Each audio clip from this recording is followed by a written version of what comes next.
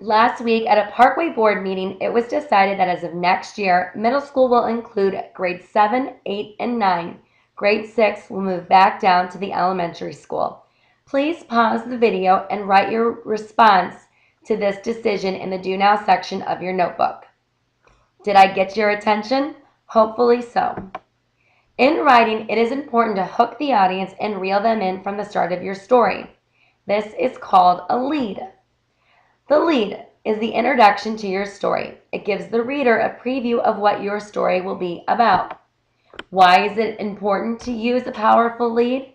Well, it's the first thing that your reader reads, and it hooks them in from the beginning, and it makes them excited to continue reading. Just like the Do Now in this lesson, it got your attention and you were probably curious to learn more about the decision. Now, I'm sorry, but I completely made that up just to show you how important effective leads are. What I'd like for you to do now is I want you to compare these two leads. Go ahead and read both of them, and then in the notes section of your notebook, please title the sheet Leads and write down which lead is better and why.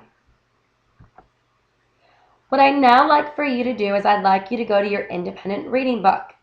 Look at how the author leads into each chapter. I'd like you to jot some ideas or things that you notice. Hopefully you notice that the author may have done one of these 4 types of leads.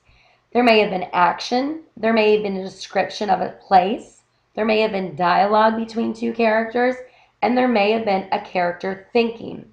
These are the 4 types of narrative leads that we will talk about today, and I'd like for you to try one of these 4 types in your narrative piece.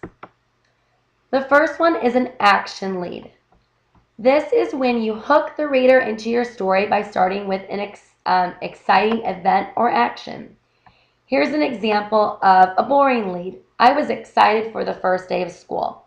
But a better lead would be, I threw on my favorite sweater and raced down the stairs, barely gulping down a glass of orange juice.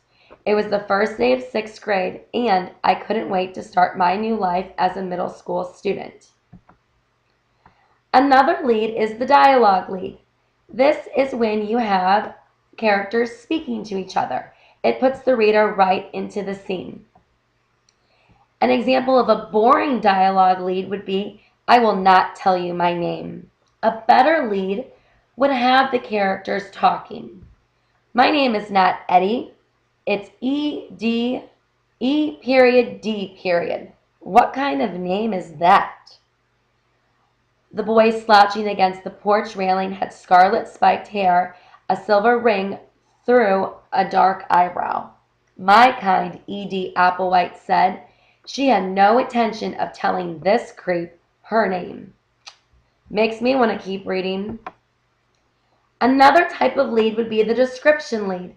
This is when you draw the reader in by painting a picture with your words.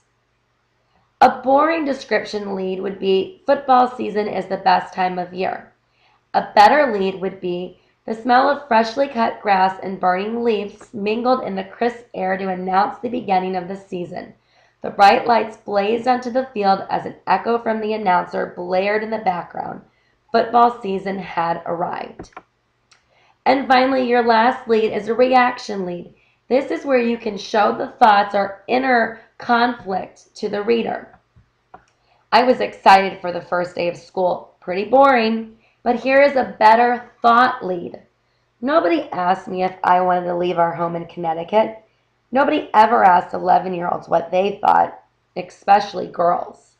If they did, I would have told them being Papa, since it was all his idea, that going off hundreds of miles to the middle of nowhere was plain foolishness and bound to end in disaster. What you will now do is you are going to visit 4 different stations that have all of these different leads. You're going to see lots of narrative examples. I'd like for you to read through each one of these leads, and then I'd like you to figure out which one you think will work the best for your personal narrative.